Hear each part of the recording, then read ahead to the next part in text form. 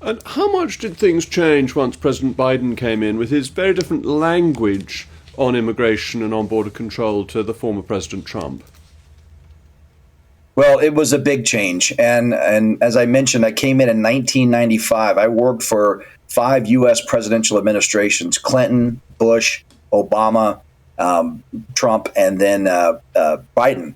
And every administration had leaned forward by working towards a more secure and safe border environment, whether that was increasing in personnel, but most importantly, infrastructure in the form of border barriers, whether as we call it a wall or a fence, it was still some kind of structure, access roads, technology in the form of lights, cameras, and sensors. And all of that system really got steamrolling at the end of Obama's or the beginning of Obama's term, and then really took off when President Trump came in because he had campaigned on building a wall and securing the border. But the wall system, and I think this is very important, it was more than just a wall to Border Patrol agents. It was the lights, the cameras, the technology, and the access roads, and the strong policies about consequences.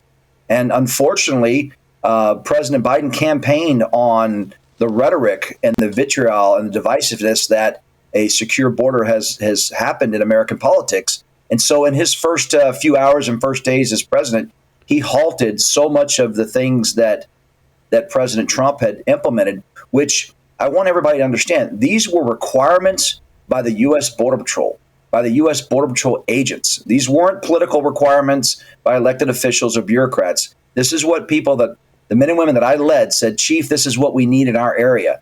And this is what we packaged up. And that's what President Trump put in place. And unfortunately, President Biden stopped everything and rolled a lot of policies back that led to some of the challenges and really the crisis that we have today. But since then, he's done something of a U-turn, hasn't he? He's realised that that didn't work, and things like sending illegal immigrants to New York has begun to make the Liberals more concerned about it. So in the election in November, will there be a lot of difference between the Trump and Biden positions, do you think?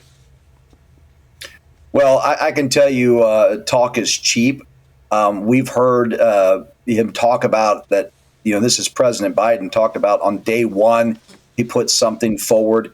He put an immigration package together, which is fine. But, again, he's conflating immigration and border security. We have to start with the secure border first before we take on any new immigration policies.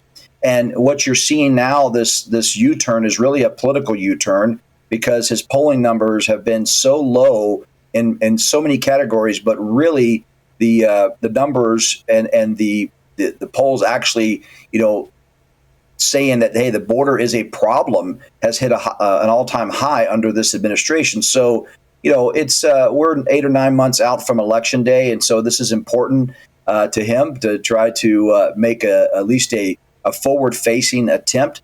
But there's been no progress, no significant changes, and that to that piece about the migrants showing up in places like New York City, it's not a good place for us to be, to have to use that as an example to open people's eyes. But unfortunately, that's the reality that border communities have been facing the last 3 years under this administration.